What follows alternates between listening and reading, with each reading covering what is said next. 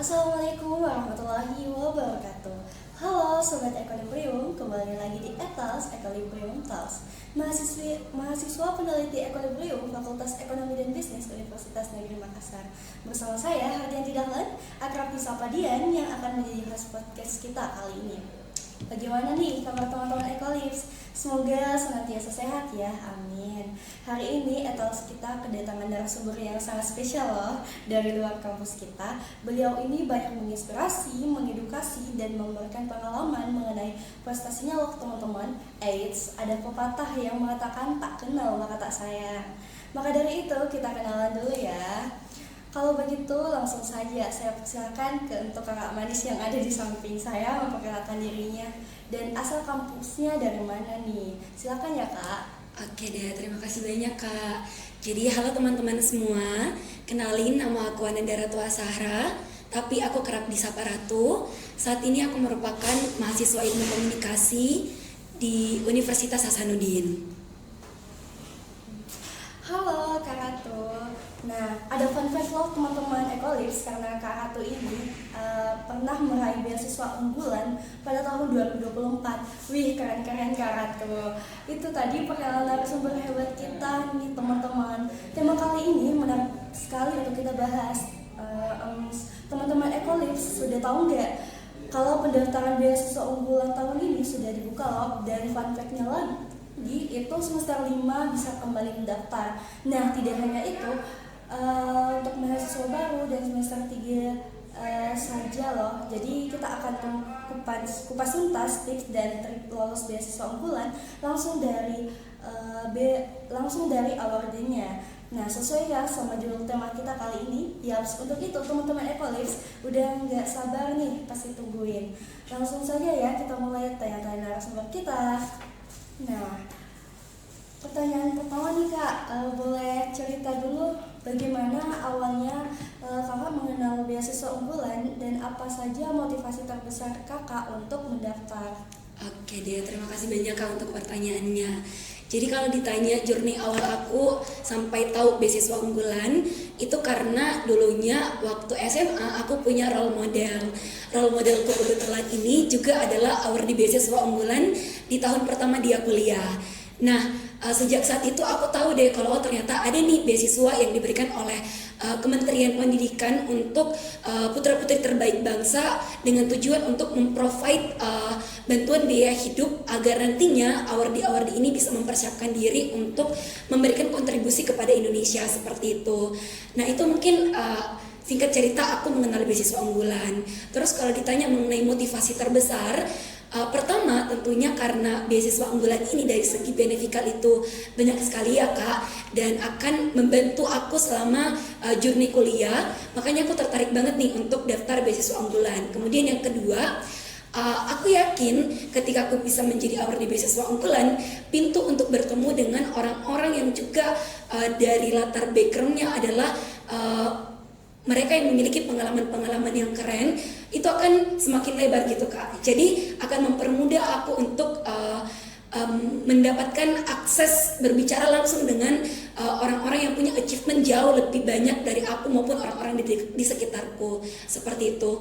Jadi mungkin ini dua alasan mengapa aku ingin mendaftar menjadi award di BU, seperti itu. Wah, kalau begitu apa saja nih persiapan yang kakak lakukan sebelum membuka pendaftaran, baik dari sisi mental, administratif maupun akademiknya? Oke deh, thank you so much kak. Jadi disclaimer terlebih dahulu teman-teman, beasiswa unggulan ini menurutku adalah beasiswa dengan seleksi tersingkat. Kenapa? Karena seleksinya cuma 2, hanya seleksi berkas dan juga seleksi wawancara teman-teman. Nah, kalau ditanya selama tahap selection dari segi mental, hal yang aku persiapkan pertama adalah ketahanan atau resilience. Kenapa? Karena jujur menurut aku pribadi ketika mendaftar beasiswa unggulan, karena dia adalah kalau dari aku pribadi selalu melihatnya sebagai sebuah mimpi yang besar ya teman-teman. Jadi usahanya juga nggak boleh kecil kayak gitu.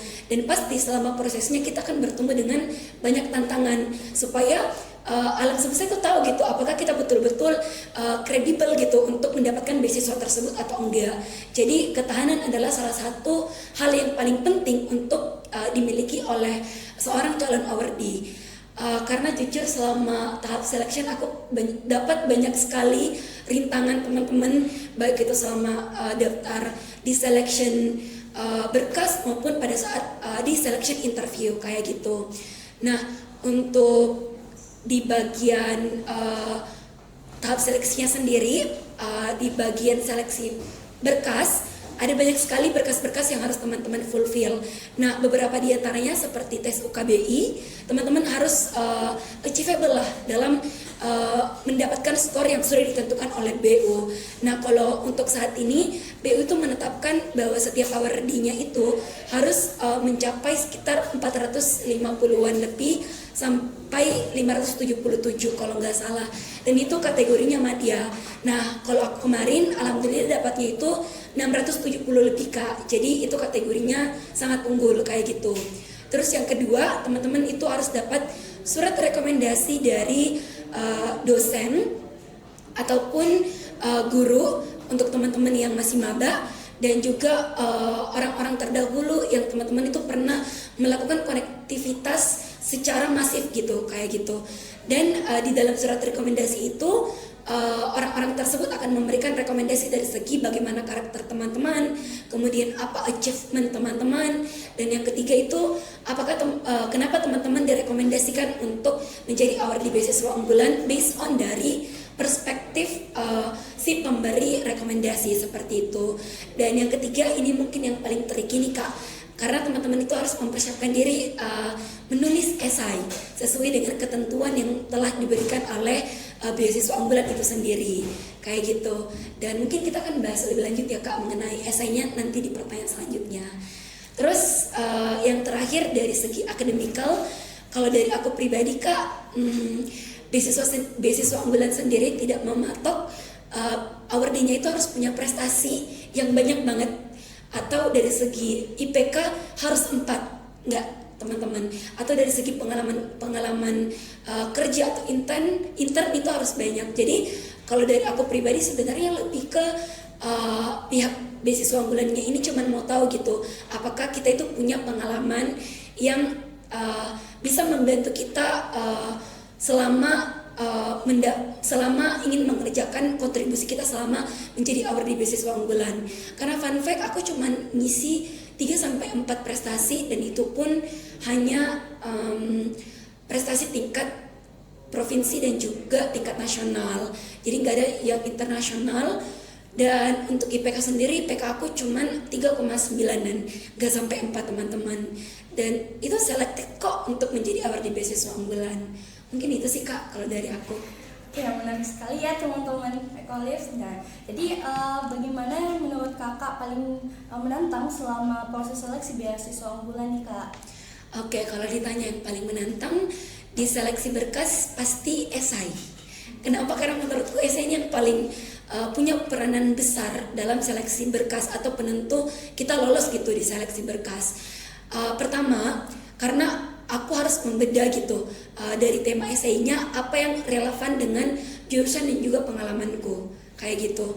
Terus yang kedua, aku pribadi nih Kak, selama seleksi esai aku tuh selektif gitu Kak, memilih siapa saja yang akan menjadi mentorku. Bukan karena aku tidak mempercayai setiap awardee beasiswa unggulan, tapi aku menjaga agar diriku tidak pusing duluan nih sebelum mengerjakan esai. Jadi aku selektif memilih awardee terdahulu yang memiliki pengalaman yang relevan dengan pengalamanku, kemudian yang awardee tersebut itu berasal dari jurusan yang sama dengan aku, karena itu akan memudahkan aku untuk menulis esai kayak gitu. Terus yang ketiga ini nih, ketika aku nulis harus minta revisi terus nulis lagi kayak gitu. Jadi kemarin aku tuh minta sekitar 3-5 orang dari awardee terdahulu untuk merevisi esaiku kayak gitu. Dan satu revisi bisa sampai 50 komentar teman-teman. Jadi itu membuat aku terpressure, makanya aku bilang ketahanan itu perlu ada. Karena kalau teman-teman gak punya ketahanan, baru di komentar 50 teman-teman udah kena mental kayak gitu. Jadi betul-betul kemarin setelah aku kirim esai untuk hour di terdahulu, di komentari 50, direvisi lagi, dikomentari lagi sampai betul-betul aku yakin kalau apa yang aku tulis ini udah sesuai gitu dengan apa yang beasiswa unggulan inginkan based on dari experience kakak-kakak mentor. Kemudian kalau untuk seleksi interview, ini mungkin aku mau kasih satu fun fact teman-teman. Aku mock up interview atau latihan interview dengan 7 hour di terdahulu setiap harinya kayak gitu. Jadi aku reach out mereka, aku memberanikan diri, aku buang jauh-jauh rasa malu aku untuk meminta tolong dengan mencari hour di terdahulu itu melalui TikTok, Instagram, terus aku reach out. Gak banyak yang tolak tapi gak banyak juga yang terima kayak gitu. Nah kebetulan aku dapat jadwalnya di hari pertama, jadi aku cuma punya waktu 7 hari untuk mempersiapkan interview aku. Dan setiap harinya teman-teman aku mengisi. Jadi kalau hour di terdahulu itu dia kayak kasih kita deck gitu teman-teman, pertanyaan-pertanyaan yang mungkin muncul dan kita diminta untuk jawab. Nah setelah itu kita akan melakukan mock up interview. Nah mock up interview ini kurang lebih aku lakuin selama 7 hari berturut-turut, 1 hari bisa sampai 1 jam karena aku harus mock up dan di review gitu teman-teman. Dan betul-betul ini kayak menantang banget buat aku karena setiap harinya pasti challengingnya berbeda-beda. Satu yang paling aku ingat itu karena aku selalu mengulang jawaban yang sama di pertanyaan yang hampir mirip. Jadi kayak harus putar lagi gitu, kayak apa ya jawaban yang lain yang bisa aku sampaikan dan gak mirip dengan dengan jawaban dari pertanyaan sebelumnya. Dan alhamdulillah itu helpful banget selama aku interview, karena ternyata pada saat interview nih Kak, aku ditanya alasan daftar kenapa kamu memilih Universitas Hasanuddin. Terus aku jawab tuh, tiba-tiba ditanya follow up question lagi, ada nggak ya jawaban lain? Dan dari mock up interview itu aku punya preference yang banyak banget terkait jawaban-jawaban tersebut. Nah itu sih mungkin Kak yang paling challenging selama aku daftar beasiswa unggulan kayak gitu. Wah, tapi karena tuh banyak orang yang bingung nih pada saat menulis esai. Nah, apa saja isi esai yang kakak tulis dan bagaimana cara menyusunnya agar lebih kuat dan meyakinkan untuk dijadikan sebagai award the BU. Oke deh Kak. Nah kalau dari aku pribadi Kak, pertama sebelum aku menulis esai, aku terlebih dahulu membedah tema dari esai tersebut. Nah kalau di tahunku itu tema esai beasiswanya aku kurang ingat, tapi dia minta kita untuk menjelaskan gitu Kak, kontribusi apa yang akan kita berikan setelah menjadi award di beasiswa unggulan. Kemudian dipetakan gitu apa saja kontribusi yang sudah kita lakukan, apa saja rencana kontribusi yang akan kita lakukan, kemudian apakah kontribusi tersebut menyasar siapa saja yang akan menyasar kontribusi tersebut kayak gitu. Jadi kalau dari aku pribadi membedah terlebih dahulu tema dari esai beasiswa unggulan agar kita tahu si pihak beasiswa unggulannya ini dia itu maunya apa kayak gitu. Nah setelah itu yang kedua, mengerti struktur pola kemudian cara penulisan dari esai. Nah kalau di struktur penulisan esai yang aku ketahui, dia itu ada pendahuluan, isi dan penutup. Terus dari pola yang aku pelajari dari esai-esai terdahulu beasiswa unggulan, mereka itu cara menulisnya menggunakan pola past, present, future. Di past itu apa aja sih yang udah dia lakuin, apa aja sih pengalaman-pengalaman masa lalu yang membentuk dia hari ini, atau apa aja sih isu-isu terdahulu yang men-trigger dia untuk melakukan sesuatu hari ini. Itu di past. Kemudian di present, apa aja sih yang udah kamu lakuin based on dari masa lalu tadi. Kemudian di future, nah di future ini isinya adalah rencana kontribusi, baik itu jangka pendek, jangka panjang, yang akan kamu lakukan berdasar dari apa tadi yang udah kamu mention di past maupun di present kayak gitu. Terus yang ketiga nih Kak, di kepala aku ini based on opinion ya Kak, aku tuh selalu melihat bahwa kunci dari esai beasiswa unggulan itu lebih ke ketika kamu melihat sebuah permasalahan, bagaimana masalah tersebut bisa terselesaikan hanya dengan kamu menyelesaikan studi selama kuliah kayak gitu. Jadi contoh, di essay pribadi aku Kak, aku angkatnya mengenai isu-isu permasalahan anak kayak gitu. Karena kebetulan background aku di masa lalu, aku pernah menjadi duta anak dan ada beberapa track record lah di bidang anak kayak gitu. Nah, kemudian aku deliver nih kalau aku pernah menjadi fasilitator pelibatan anak dalam perencanaan pembangunan, dan dari situ aku tahu kalau ternyata peran kita menjadi penghubung antara anak dan pemerintah itu besar banget.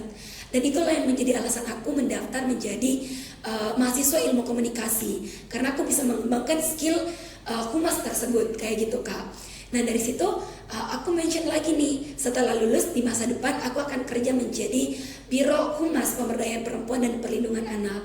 Dan itu kalau kakak analisis kok heran gitu, di masa lalu, masa kini, dan masa depan, setiap alasan yang aku ambil itu pasti base-nya adalah bagaimana aku bisa menyelesaikan permasalahan anak tapi tetap relevan dengan jurusan ilmu komunikasi. Karena fun fact, kontribusi yang aku mention ketika menjadi Biro Humas, aku ingin membuat sebuah program kerja yang namanya jurnalisme warga. Dan jurnalisme warga ini menyasar anak dan perempuan untuk mereka nantinya melaporkan tindak-tindak kekerasan terhadap anak ataupun hal-hal yang berhubungan dengan ketidakterpenuhannya hak anak langsung kepada kementerian, karena kan itu program yang diinisiasi oleh kementerian kayak gitu, dan bekerja sama dengan DP3A dan juga Forum Anak. Nah kalau kita analisis itu koheren antara past, present, dan future. Makanya tadi aku bilang Kak, yang aku analisis ketika kita menulis essay beasiswa unggulan, kuncinya adalah bagaimana kita bisa menyelesaikan permasalahan yang kita angkat relevan dengan temanya, dan penyelesaian masalah tersebut hanya bisa terselesaikan ketika kita menyelesaikan studi kayak gitu. Karena kan kita ceritanya dikasih beasiswa sama beasiswa unggulan untuk menyelesaikan studi, dengan harapan ketika kita menyelesaikan studi kita bisa berkontribusi lebih untuk menyelesaikan permasalahan yang ada di Indonesia kayak gitu Kak. Dan kemudian tips yang terakhir adalah teman-teman harus encer. Setiap teman-teman menulis paragrafnya itu teman-teman menggunakan metode STAR atau situation, task, action, dan result, agar teman-teman itu tahu gitu setiap paragraf yang teman-teman tulis ada esensi di dalamnya. Karena kalau teman-teman cuma menjelaskan situasi, menjelaskan task, tapi teman-teman tidak menjelaskan apa resultnya, apa impact untuk teman-teman secara pribadi, baik itu dari peningkatan skill ataupun untuk orang lain, itu akan sangat sulit kayak gitu. Karena jatuhnya akan overflexing. Jadi kalau teman-teman cuma menjelaskan, aku tuh pernah nih buat program kerja A menyasar sekitar 100 orang, kegiatannya dilaksanakan di sini, tapi teman-teman tidak menjelaskan outputnya apa gitu untuk orang tersebut atau untuk kita pribadi, itu jatuhnya kita overflexing kayak gitu. Dan setahu aku kata award di beasiswa unggulan terdahulu juga itu tidak disenangi kayak begitu, karena kita kan mau tahu apa yang teman-teman bisa pelajari dari hal tersebut. Dan terakhir, teman-teman harus ensure kontribusi yang teman-teman lakukan itu base-nya adalah menggunakan metode SMART, atau teman-teman bisa pastikan setiap kontribusi yang teman-teman lakukan itu make sense atau realistis gitu untuk diimplementasikan dengan kapasitas teman-teman sebagai seorang mahasiswa kah, sebagai seorang dengan pekerjaan yang teman-teman tekuni di masa depan. Jangan sampai teman-teman itu mau melakukan program kerja yang besar banget, tapi ketika kita bedah, ternyata ini tidak achievable begitu, tidak realistis begitu untuk dilaksanakan oleh kita dengan kapasitas A kayak gitu. Dan itu jatuhnya kita hanya mengangan-angankan sesuatu tapi tidak memake sure hal tersebut akan terimplement, dan itu juga akan sangat dipertimbangkan di SI kayak gitu. Pertanyaan selanjutnya nih Kak, bagaimana cara kakak menunjukkan kontribusi kakak dan rencana masa depan dalam SI yang sesuai diminta oleh beasiswa unggulan? Oke, berarti kita berbicara mengenai future ya. Nah, kalau dari aku pribadi, aku tuh selalu bilang beasiswa unggulan itu nggak minta muluk-muluk kok dari kita. Dia cuma minta pertama kontribusi yang kita lakukan itu relevan lah dengan bidang keilmuan kita. Dalam artian memang kita punya kapabilitas dan kapasitas untuk mengerjakan program tersebut based on dari jurusan kita. Kemudian yang kedua, dia relevan dengan masalah yang kita angkat sebelumnya. Karena misal nih, di pas itu kita mengangkat permasalahan tentang anak, tapi tiba-tiba di future kita mau menyelesaikan problem yang tidak solve permasalahan di awal. Jadi untuk apa gitu kita mention permasalahan di awal kalau kita nggak kasih solve problem di akhir kayak gitu. Nah makanya dari awal itu aku selalu suges ke diriku, nggak perlu kok kontribusinya itu harus mengubah dunia. Cukup hal-hal kecil mengubah sesuatu, menyelesaikan permasalahan di kabupatenku pun itu skopnya udah besar banget dengan diri aku pribadi yang menjalankannya. Kecuali nih mungkin aku menggandeng 100 orang untuk menyelesaikan permasalahan di satu Sulawesi, itu mungkin bisa aja make sense karena melibatkan banyak SDM. Tapi kalau untuk aku pribadi sendiri, menyelesaikan permasalahan di ranah tingkat kabupatenku pun itu udah jauh cukup gitu dibanding aku mau untuk menyelesaikan permasalahan di skop lebih besar. Itu pertama Kak. Kemudian yang kedua, kemudian yang selanjutnya, kalau dari aku pribadi, aku membeda sih Kak, karena aku tuh di rencana kontribusi menjelaskan dua hal, rencana kontribusi jangka pendek dan juga rencana kontribusi jangka panjang. Nah, kalau di rencana kontribusi jangka pendek, aku menceritakan gitu pengalaman masa laluku yang sangat sulit untuk mendapatkan mentor, sangat sulit untuk mendapatkan materi pengembangan diri untuk mengantarkan aku di posisi hari ini dan mengharuskan aku gitu Kak untuk mandiri mencari hal tersebut. Nah, aku bilang deh kalau aku mau menginisiasi sebuah program mentoring pengembangan diri untuk anak-anak di Kabupaten Bulukumba, dan aku menjelaskan menggunakan metode STAR tadi kayak gitu. Situationnya kayak gimana, karena based on pengalamanku, kemudian tes yang harus aku lakuin apa kayak kegiatan-kegiatan yang akan aku laksanain selama di sana. Mungkin aku akan menginisiasi sebuah program pengembangan diri, kemudian aku akan memberikan mereka semacam opportunity gitu Kak untuk mengikuti kegiatan-kegiatan ini, dan aku akan mempertemukan mereka dengan mentor-mentor yang kapabilitas di bidangnya.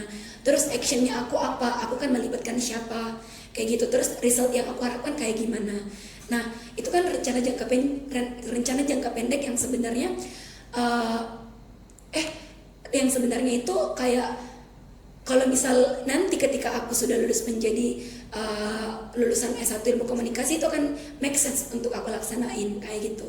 Nah, aku juga bilang nih Kak, kalau saat ini aku sudah menjalankan beberapa program kecil, meskipun itu nggak besar, tapi impactful untuk orang lain. Karena aku sharing tentang bagaimana caranya aku bisa memperjuangkan hak anak melalui konten-konten yang aku bagikan di sosial media aku.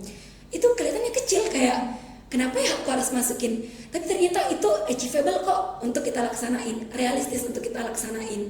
Karena ternyata banyak orang yang juga banyak orang yang mereka tuh jadi tahu gitu tentang permasalahan anak dari konten-kontenku. Dan yang terakhir tentang jurnalisme warga tadi kayak gitu. Itu sih Kak mungkin dari aku pribadi. Jadi lebih ke merefleksi diri aja, kira-kira dari pengalaman-pengalaman masa lalu aku apa yang paling make sense untuk aku jadikan sebagai rencana kontribusi ke depan untuk menyelesaikan pengalaman masa lalu tersebut. Dan selalu ensure, selalu pastikan kalau pengalaman tersebut bisa aku jalanin meskipun aku sendiri. Kalaupun ternyata bisa aku menggandeng orang lain, tapi tetap sumber utamanya adalah dari diriku pribadi. Dan gak perlu mengubah dunia, cukup mengubah orang-orang di sekitar kita saja itu sudah cukup gitu, kayak gitu. Nah, kita akan kupas tuntas nih Kak mengenai teknik wawancara. Nah, waktu wawancara, pertanyaan seperti apa yang diajukan dan bagaimana cara Kakak menjawabnya dengan percaya diri? Oke. Jadi kalau dari aku pribadi, pertama tentunya latihan. Ya, latihan akan sangat membantu karena banyak sekali calon awardi terdahulu dan orang-orang di lingkungan sekitarku juga. Mereka itu gagal wawancara karena mereka tidak mempersiapkan interview dengan maksimal. Karena fun fact teman-teman, katanya ketika kita sudah lulus diseleksi tahap 1, berarti kita sudah mengalahkan 50% dari calon award di beasiswa unggulan. Dan opportunity untuk lulus itu akan semakin banyak. Ini based on cerita sesama awardee ya teman-teman. Aku nggak tahu kalau memang itu betul atau tidak. Tapi setidaknya itu bisa menjadi motivasi gitu buat teman-teman. Nah, Kalau dari aku pribadi, fun fact yang aku sudah sebutkan tadi, aku mau interview dengan 7 orang berbeda selama 7 hari berturut-turut, dan aku dihadapkan dengan banyak sekali pertanyaan-pertanyaan yang mungkin audit terdahulu itu dapatkan, dan aku diminta untuk menjawab pertanyaan-pertanyaan tersebut kayak gitu. Nah, selama prosesnya jujur capek banget teman-teman, capek banget karena aku ngerasa selama mock up interview itu energiku diserap banget, karena aku diminta untuk betul-betul menggali lebih jauh tentang diriku, menggali lebih jauh alasan aku mendaftar beasiswa unggulan, menggali lebih jauh apa saja sih rencana kontribusiku di masa depan, dan itu menurut aku pribadi menguras banyak tenaga, karena merefleksi diri sendiri itu mengorek banyak hal tentang diri sendiri itu kayak apa ya teman-teman, lebih ke ternyata ini loh step by step yang aku ngelakuin kayak gitu. Jadi betul-betul teman-teman itu harus punya ketahanan. Terus yang ketiga mungkin kita akan membedah ya. Sama setiap teman-teman menjawab, pastikan teman-teman menggunakan metode STAR. Jadi teman-teman jelaskan situasinya atau apa langkah-langkah yang akan teman-teman lakukan, actionnya seperti apa, dan resultnya seperti apa. Nah, ketika teman-teman melakukan mock up interview kan kita udah dikasih nih kayak pertanyaan-pertanyaan yang sekiranya akan muncul berdasar dari pengalaman audit terdahulu. Nah, teman-teman bisa nih tulis kira-kira apa aja sih jawaban-jawaban yang sekiranya pertanyaan ini butuhkan dan aku bisa susun pakai metode STAR. Tapi nggak semua kok pertanyaan itu harus dijawab dengan metode STAR, tapi most of gitu pertanyaan dijawab dengan metode STAR kayak gitu. Terus selanjutnya kalau dari aku pribadi sebenarnya mock up interview ini yang paling banyak berkontribusi karena kita akan diberikan feedback kayak gitu. Kita akan diberikan feedback sama mentor kita setelah mereka menjawab pertanyaan-pertanyaan. Kalau yang paling memorable di aku itu di awal-awal aku tuh sempat ditegur karena aku selalu bilang menjawab pertanyaan itu dengan jawaban yang hampir mirip antara satu pertanyaan dengan pertanyaan yang lain. Karena kan mirip-mirip ya Kak pertanyaannya. Kayak alasan ini itu, dan menurutku saling koheren. Karena itu tadi aku belum menggali diriku. Makanya jawaban aku itu baru variatif di sekitar 5, 6, 7 mock up interviewku. Karena aku udah mulai mencari tahu apa yang sebenarnya aku ingin sampaikan begitu kepada si pewawancara. Terus aku juga sempat ingat kayak aku tuh ditegur karena aku tidak menggali lebih jauh lagi mengenai jurusanku. Karena di mock up interview tuh aku sampai ditanyain gitu teman-teman, kayak kira-kira di semester depan kamu udah tahu nggak kamu bakal belajar apa? Kira-kira rencana kontribusi kamu di masa depan selain yang kamu sebutkan di beasiswa unggulan itu apa? Dan fun fact, ada yang bahkan ditanyain kira-kira judul skripsi kamu itu apa? Kayak gitu. Meskipun waktu aku interview at the end gak ditanyain seperti itu, tapi selama proses mock up interview aku betul-betul menggali jauh banyak hal tentang diriku di masa lalu, diriku di saat ini dan di masa depan. Dan si mentornya juga kasih feedback kayak gitu. Dan yang terakhir aku mau kasih aku mungkin mau cerita sedikit mengenai pengalamanku di The Day.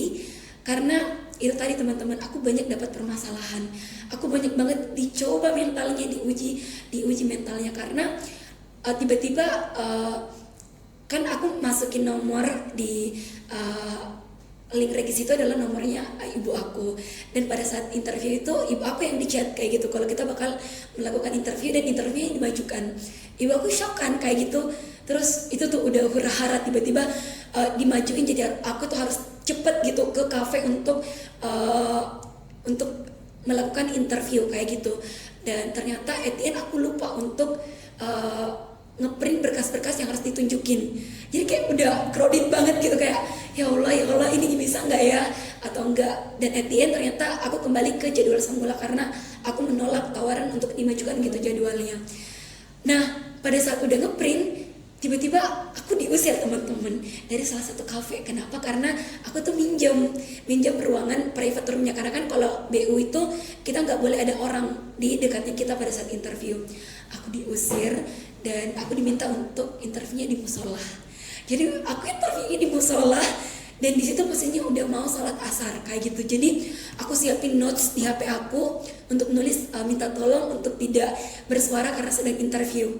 dan lagi ada orang sholat di dekatku. Kayak ya Allah, merasa bersalah banget, tapi mau gimana lagi, karena aku diusir dan aku nggak bisa kalau misal di ruangan umum kayak gitu. Jadi kayak betul-betul ada aja gitu cobaan yang harus dilalui, tapi alhamdulillah terlalui. Tapi itu mungkin cara Tuhan untuk melihat gimana cara kita bisa solve the problem, bagaimana ketahanannya kita. Dan yang terakhir, ini mungkin selama tahap interview, teman-teman pastikan teman-teman selalu senyum. Apapun masalah yang teman-teman lalui, please untuk senyum. Karena senyum itu teman-teman bisa menyalurkan energi yang teman-teman miliki kepada si interviewer. Dan yang terakhir, kita tuh kadang ditanya teman-teman, gimana ya kalau misal kamu gak lulus menjadi award di beasiswa unggulan? Nah, aku sempat mention kayak gini, lulus tidak lulusnya aku menjadi award di beasiswa unggulan, aku akan tetap berkontribusi untuk Indonesia, seperti itu. Karena itu akan mencerminkan bahwa lulus tidaknya teman-teman menjadi awardee pun, teman-teman akan tetap berkontribusi dan akan memperkuat bahwa oh, dia memang memiliki karakter dari awardee beasiswa unggulan kayak gitu. Mungkin itu aja sih Kak yang aku bisa share. Banyak banget nih Kak. Jadi pertanyaan selanjutnya nih Kak, ada nggak hal-hal yang kecil yang ternyata sangat diperhatikan pada saat seleksi tetapi sering disepelekan oleh pendaftar? Oke, ini mungkin yang paling tricky di interview, di seleksi berkas. Kenapa? Karena di berkas itu ada banyak banget dokumen-dokumen kayak gitu Kak, yang harus kita fulfill. Dokumen-dokumen yang pertama kelihatannya kecil. Oh, jadi kalau aku pribadi itu kemarin mengkategorikan gitu Kak, yang mana dokumen penting, sedang, dan tidak begitu penting kayak gitu. Nah, yang paling penting itu tadi UKBI, surat rekomendasi dan esai. Kemudian selanjutnya itu yang sedang itu kayak surat keterangan aktif, kemudian apalagi ya, surat keterangan aktif, kemudian sertifikat prestasi, kemudian aku mengingat kembali nih Kak, apa aja sih pengalaman aku jadi speaker, MC, karena aku juga masukin itu. Kemudian pengalaman organisasi, nah itu mungkin yang sedang. Terus yang tidak penting itu kayak KTM, KTP, itu sih. Jadi teman-teman harus mengkategorisasikan gitu, apa saja sih berkas-berkas yang sifatnya itu sulit untuk kita dapatkan karena dia difulfill oleh si pihak eksternal kayak gitu. Kemudian selanjutnya untuk interview, aku lebih ke teman-teman harus on time. Teman-teman persiapkan berkas-berkas yang harus kita tunjukkan.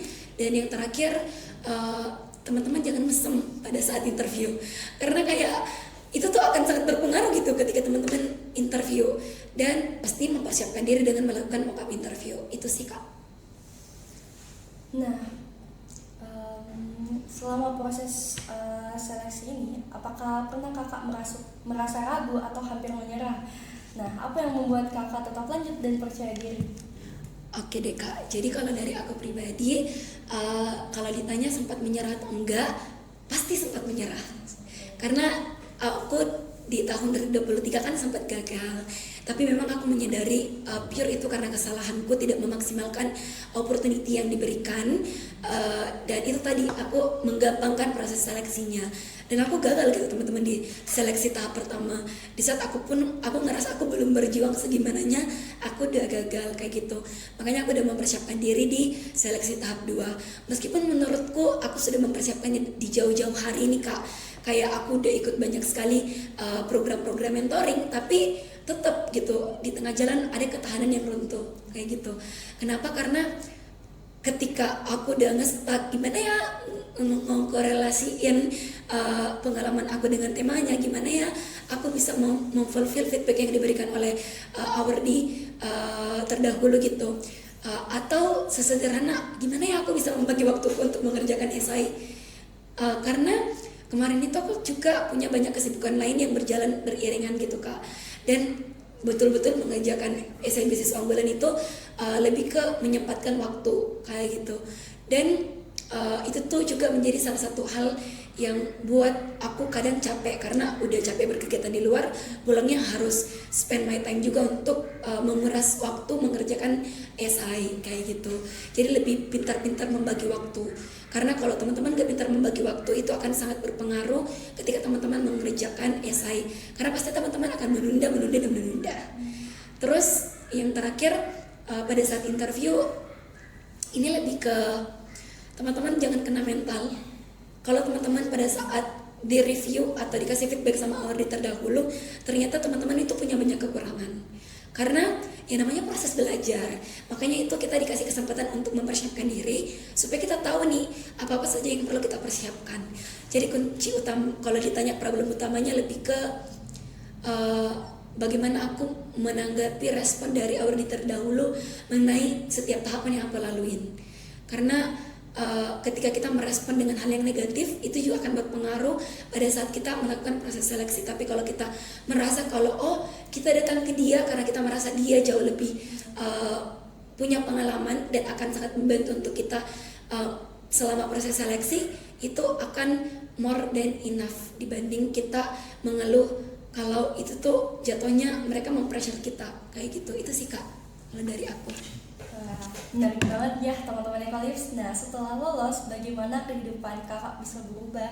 Apa dampak yang terbesar yang kakak rasakan secara pribadi maupun profesional? Oke, jadi mungkin aku spoiler sedikit benefit kalau jadi awardee beasiswa unggulan itu apa. Jadi yang pertama, beasiswa unggulan itu mengcover banyak hal.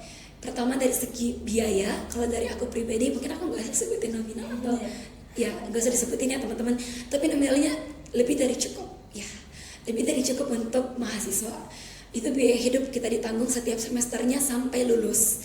Jadi kalau teman-teman itu awardee di semester 1, otomatis di fulfill-nya 8 semester. Kalau teman-teman